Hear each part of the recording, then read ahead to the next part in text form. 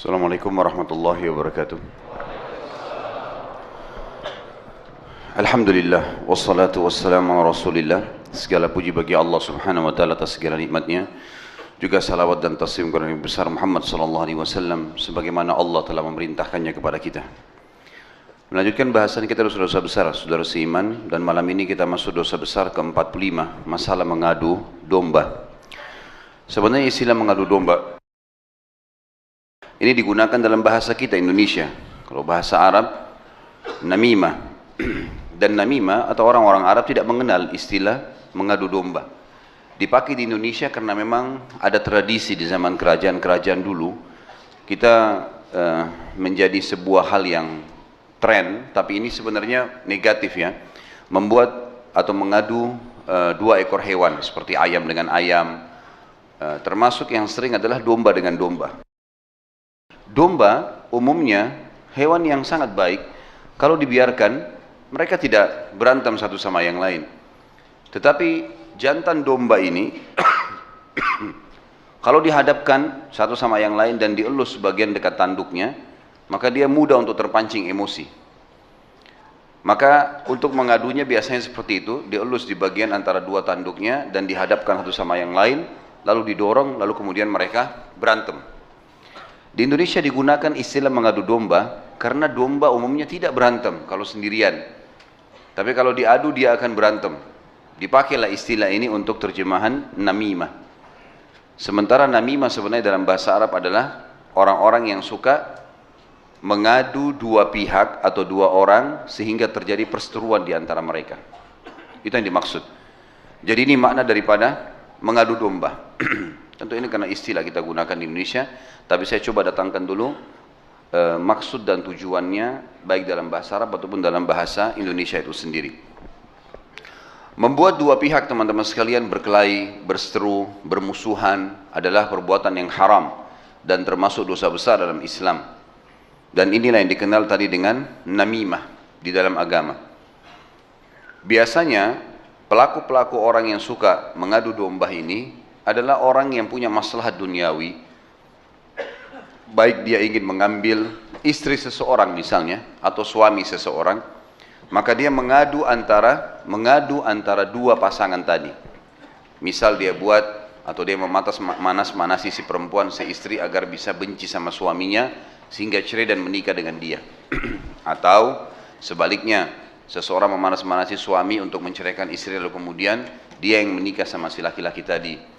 Atau misalnya mengadu domba antara bawahan sama atasan atau atasan sama bawahan supaya saling berseteru dan salah satunya akan dirugikan dengan tujuan dia mendapatkan manfaat di situ. Atau dua orang yang partner bisnis atau semuanya bisa ditarik dalam masalah mengadu domba sehingga dua pihak berseteru. Saya akan terus mengulangi teman-teman statement Ibnu Qayyim rahimahullah yang sangat luar biasa sehingga memang kita bisa menjadikannya sebagai prinsip hidup. Beliau mengatakan, saya selalu senang dan tenang karena dua hal, dan ini sudah sering saya ulangi. Saya selalu senang dan tenang karena saya tahu ajal saya sudah ditentukan oleh Tuhan saya. Jadi tidak akan pernah bertambah sesaat, tidak akan berkurang sesaat. Kalau 70 tahun ya 70 tahun. Untuk apa saya pikirin masalah ajal saya? Sudahlah, dia akan ditentukan. Sekarang tinggal bagaimana saya beramal. Saya selalu senang dan tenang dengan masalah itu. Mau tabrakan, mau jatuh dari tempat yang tinggi, selama ajalnya belum datang tidak akan mati.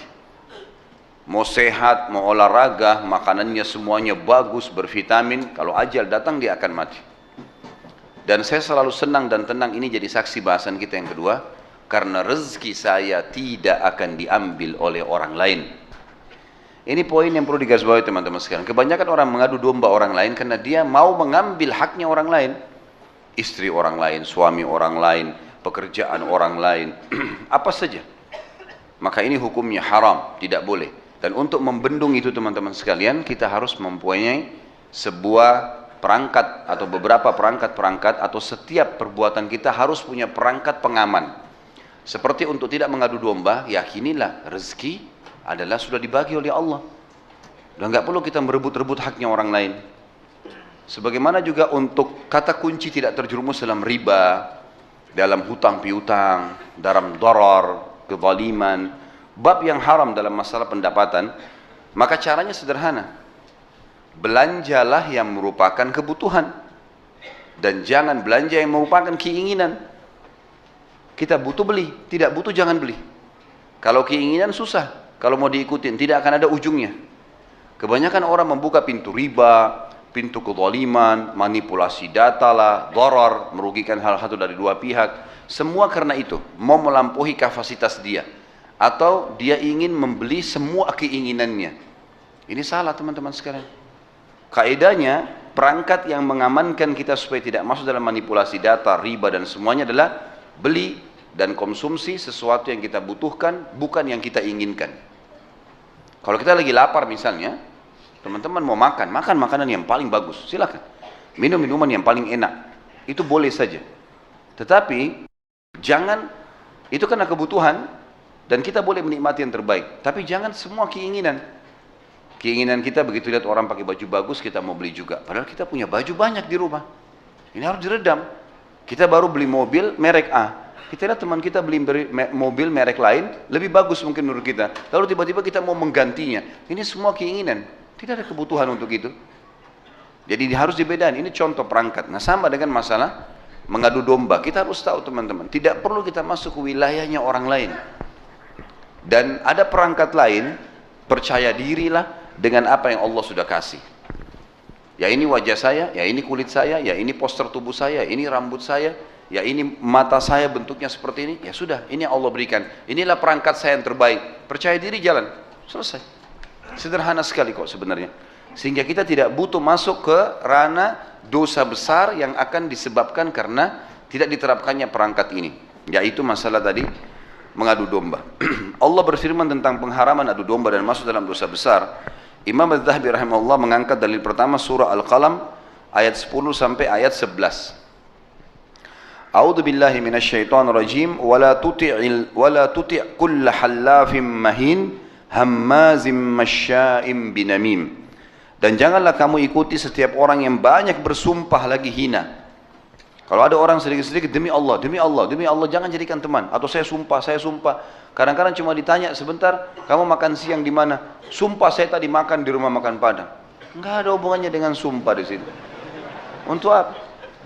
Apa saja sumpah, apa saja sumpah. Ini enggak bisa jadi sahabat. Allah yang larang loh ya. Jangan ikutin, jangan jadikan teman, jangan bersahabat. Jangan ikuti setiap orang yang banyak bersumpah sehingga dia jadi hina. Yang banyak mencelah dan kian kemari menghabur fitnah atau namimah. Mengadu domba orang lain. Kalau kita berteman dengan seseorang, dari awal pergaulan teman-teman, dia udah cerita tentang keburukan tempat kerjanya, keburukan kendaraannya, keburukan istrinya atau suaminya. Ini dari awal antum gak layak jadikan sahabat nih. Kalau kita baru kenalan sudah cerita segala macam yang berdekatan dengan dia, bagaimana kita nantinya? Ini makna daripada ayat. Jangan pernah jadikan sahabat-sahabat orang seperti ini. Dan makna ini teman-teman, kalau disuruh jauhi berarti adalah dosa. Karena Allah suruh jauhi orang-orang yang seperti itu supaya kita tidak menjadi seperti mereka. Juga dalam hadis Bukhari Muslim, Nabi kita Muhammad SAW bersabda, "La yadkhulul jannata nammam." Tidak akan pernah masuk surga orang yang gemar menyebar adu domba, merusak hubungan antara dua orang. Ini tidak akan masuk surga, maksudnya selama dia belum bertaubat dan meninggal dunia. Artinya ini bobot berat, dosanya berat sehingga pasti membuatnya disiksa dulu di neraka. Juga Nabi SAW pernah melewati dua buah kuburan lalu bersabda dalam hadis Bukhari Muslim juga, berhenti dekat kuburan tersebut lalu beliau bersabda, "Innahuma la yu'adzaban wa ma yu'adzabani fi kabir, amma ahaduhuma fakana yamshi bin namimah wa amma al-akhar fakana la yastatiru bin bauli." Sesungguhnya kedua orang penghuni kuburan ini tengah disiksa dan mereka berdua tidaklah diazab karena hal yang besar. Ada riwayat Tirmidzi berbunyi, tetapi itu adalah dosa besar. Dua-dua ini akan disebutkan. Adapun salah seorang di antara keduanya adalah karena menyebar adu domba, suka menyebarkan fitnah di antara dua orang sehingga berantem ribut dan dia merasa ada maslahat yang dia bisa dapatkan di situ sehingga dia mengadu dua pihak ini. Sedangkan yang lain adalah tidak menjaga dirinya dari kencingnya. Maknanya tidak sempurna ceboknya atau memang menyebar di sana sini sehingga kepercik di pakaiannya dan dia tahu sebenarnya itu jadi penyebab, gitu kan? atau sengaja memang tidak menyelesaikan kencing itu sendiri, sehingga pada saat dia menutup celananya dan dia sholat memang masih ada tetesan-tetesan najis di situ. Ini masuk semua dalam makna dia tidak menjaga diri dari kencingnya. Tapi saksi bahasan kita yang pertama adalah orang yang namimah, mengadu domba orang lain. Rasulullah SAW juga bersabda, menyebutkan kepada kita, bisa dilihat kalau yang pegang buku tentu di footnote di bawah ada, la yadkhulul jannata qattat, tidak akan masuk surga orang-orang yang menyebar omongan yang bisa merusak. Omongan yang bisa merusak masuk dalam masalah adu domba, apa saja. Sementara kita disuruh tutupin aib seorang muslim, dia salah dalam omongan, kita tutupi, nasihatin, gitu kan? Bukan dengan cara malah kita menyebarkan kesalahan tersebut. Juga dalam riwayat Imam Muslim, la yadkhulul jannata namam, tidak akan masuk surga pengadu domba itu sendiri. Hadis Nabi SAW juga yang lain, tajidu min syirarin nasi dhal wajhaini huwa alladhi ya'ti haulai biwajh wa haulai biwajh. Cirinya orang yang suka adu domba adalah, kata Nabi SAW, engkau akan temukan manusia yang paling jahat, tidak layak jadi teman, tidak layak jadi pasangan hidup, tidak layak jadi partner bisnis, tidak layak berinteraksi dengan dia, adalah orang yang memiliki dua wajah. Dia datang kepada yang ini dengan satu wajah dan datang dengan yang lainnya dengan wajah yang lain. Jadi maksudnya dua wajah ini teman-teman, ada orang sebenarnya dia jengkel sama kita, tapi dia bisa mengatur mimik wajahnya dengan senyumnya, dengan kosakatanya, tutur katanya, dia menjaga. Dia menjaga, tapi di belakang habis nama kita dirusak sama orang. Ada orang begitu subhanallah, lisannya manis, tapi di belakang luar biasa. Cuma orang-orang seperti ini dia tidak sadar ya. Semestinya teman-teman harus kita fahami satu hal. Kita di muka bumi ini sedang berinteraksi dengan Allah Azza wa Jalla. Kita bukan interaksi dengan manusia. Ini semua manusia-manusia ini perangkat-perangkat saja. Hakikatnya kita sedang berinteraksi sama Allah. Saya buat baik sama istri saya, melindungi dia, berikan nafkah, bukan karena dia, tapi karena Allah. Allah sedang mengawasin saya. Itu target utama, maksimal pahalanya di situ. Dan tidak ada kejenuhan walaupun dia sedang membuat kesalahan. Karena kita tidak perlu balas kesalahannya dengan kesalahannya. Kalau dia salah kita nasihatin. Tahu ini adalah ajang pahala saya. Begitu juga seorang istri. Ini suamimu, layani dia, penuhi kebutuhannya. Karena saya akan kasih pahala masuk surga. Maka tidak ada kejenuhan kalau dikerjakan karena Allah. Gitu kan? Dalam segala kehidupan kita sama. Semuanya begitu. Kita tidak butuh untuk mencari-cari kesalahan orang lain. Dan untuk apa teman-teman? Ada orang subhanallah bisa merekayasa seperti keadaan ini. Seorang muslim teman-teman, apa yang terlihat di wajahnya itu yang terlihat dalam perilakunya. Semua transparan, nggak ada yang tertutup, nggak ada yang dirahasiakan. Semuanya iya. Dia bilang ayah, saya datang, saya datang. Saya nggak datang, saya nggak datang. Clear semuanya, nggak ada yang samar-samar gitu. Ini halal-halal, ini haram-haram. Jadi nggak ada sesuatu yang butuh samar. Kita nggak jelas ngomongannya ke arahnya mana. Nggak. Orang Muslim tidak ada seperti itu. Karena dia tahu Allah sedang mengawasi dia. Dia boleh nggak, jangan, iya baiklah, tapi sebenarnya dia nggak suka, dia nggak mau, akhirnya dia nggak penuhi haknya saudaranya, enggak, jangan, harus penuhi ini. Juga dalam hadis Nabi SAW atau lafaz lain berbunyi riwayat Bukhari Muslim, tajidu syiraran nasi dzal wajhain, engkau akan mendapatkan orang yang paling jahat adalah orang yang bermuka dua. Di dalam riwayat Abu Daud, baginda Nabi SAW juga menyampaikan, la yuballighuni ahadun an ashabi syai'a fa inni uhibbu an akhruja ilaihim wa ana salimus sadr. Beliau berkata kepada para sahabat setiap kali mau pisah habis Isya, beliau kasih wasiat kepada para sahabat, mulai besok jangan seseorang menyampaikan sesuatu kepadaku tentang para sahabatku, karena aku suka sekali keluar menemui mereka dalam keadaan hatiku selamat dari prasangka-prasangka. Jadi tidak usah ceritain orang teman-teman. Ada aib, nasihatin, tutupin aib tersebut. Bedakan antara menutupi aib seorang muslim, kekurangan fisiknya, kosakatanya kurang teratur, mungkin ada kesalahan yang atau aib dalam fisiknya atau dalam perilakunya yang mungkin masih bisa dinasihatin, bukan kriminal. Itu tutupin. Jangan tarik ini teman-teman ke masalah kriminal.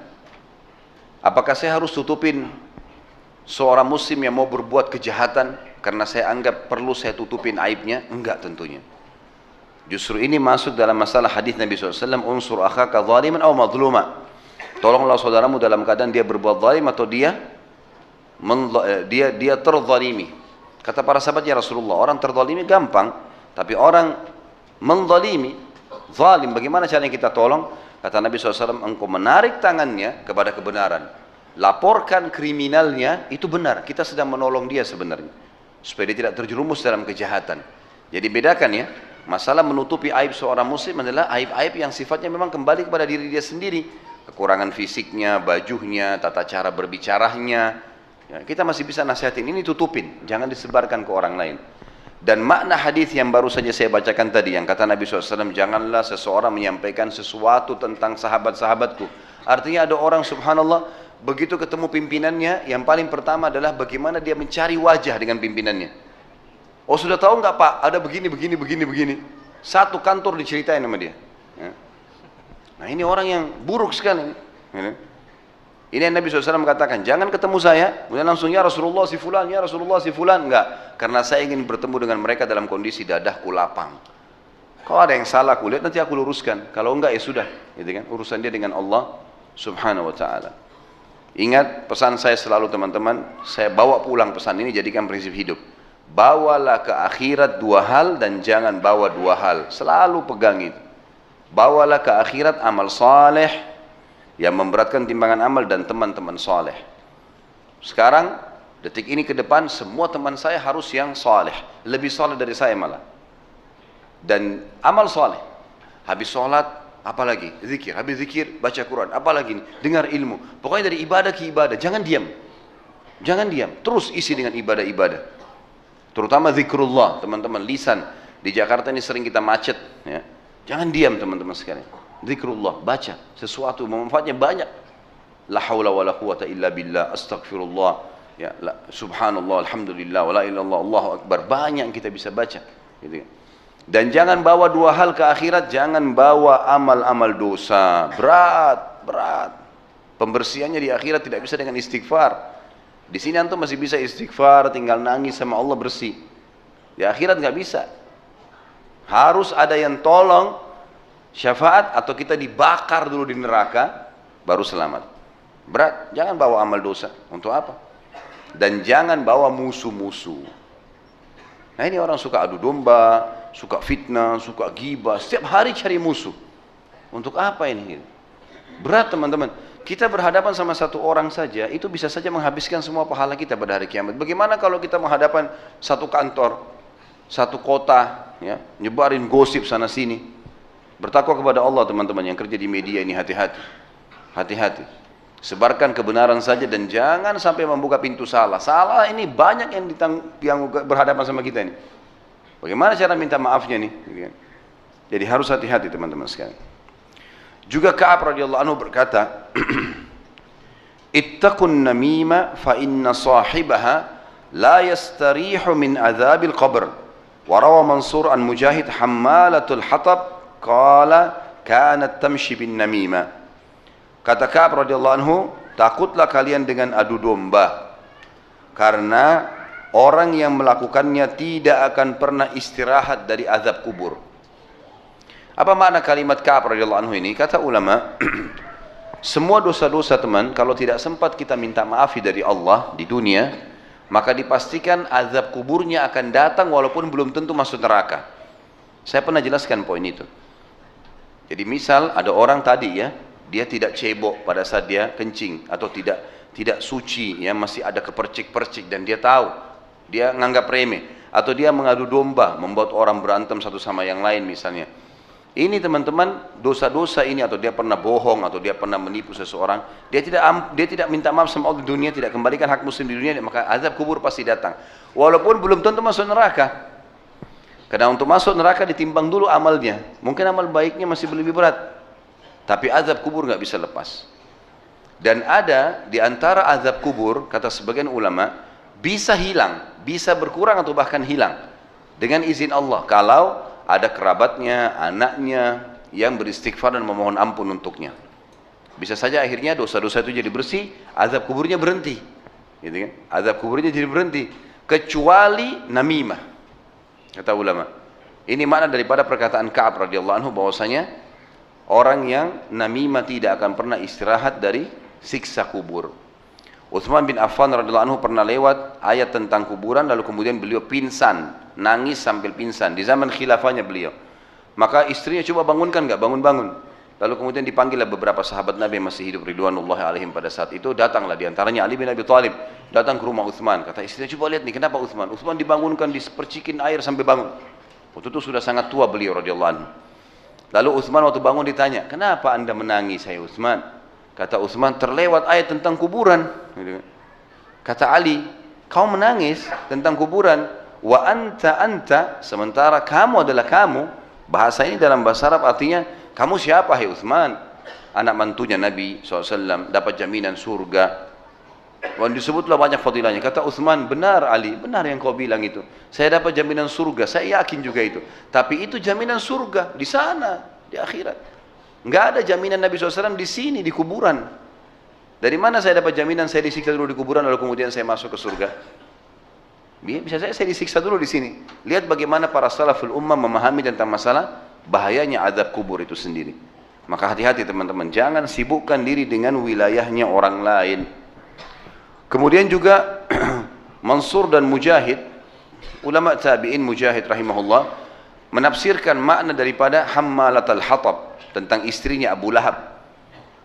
Ada terjemahan yang di bahasa Indonesia pun ditulis Hammalatul Hatab adalah orang wanita yang membawa kayu-kayu bakar yang berduri. Jadi termasuk cirinya istri Abu Lahab ini, suaminya mencaci maki Nabi SAW, ini paman Nabi sendiri. Kemudian istrinya sengaja menyuruh budak-budaknya membawa kayu-kayu kering yang berduri, kemudian disiramin minyak, lalu dibakar, lalu ditaburi di hadapan jalan-jalan dilewati oleh Nabi SAW. Ini perilakunya istrinya Abu Lahab. Rupanya ada perilaku lain, dinukil dari Mujahid, makna daripada Hammalatul Hatab gabungan antara meletakkan kayu-kayu bakar berduri di jalan-jalan Nabi SAW sehingga tidak bisa jalan pada saat itu, dan yang kedua adalah dia suka mengadu domba. Dia suka mengadu domba sampai-sampai dialah yang memotivasi suaminya Abu Lahab untuk menceraikan anak Nabi SAW, Ruqayyah. Karena dulu Abu Lahab adalah besannya Nabi SAW, anak sama anak menikah. Tapi rupanya istrinya ini yang memotivasi dan mengadu domba suaminya sama Nabi SAW, antara paman sama anak, supaya mereka ribut atau membenci. Akhirnya diceraikanlah anak Nabi SAW oleh anaknya Abu Lahab pada saat itu. Dan itu sebelum ada perintah Islam, sudah menikah gitu kan.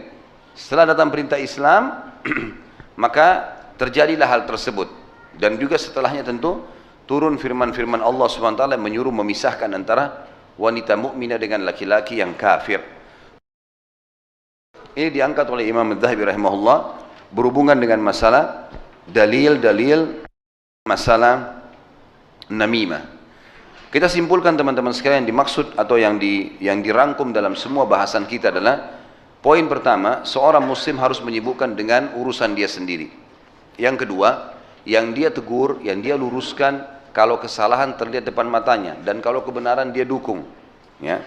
Yang ketiga, kalau dia punya kesalahan, maka dia selesaikan dengan orang lain, agar kita jangan membuka pintu orang lain mengadu domba kita dengan pihak yang lainnya atau bahkan memfitnah kita.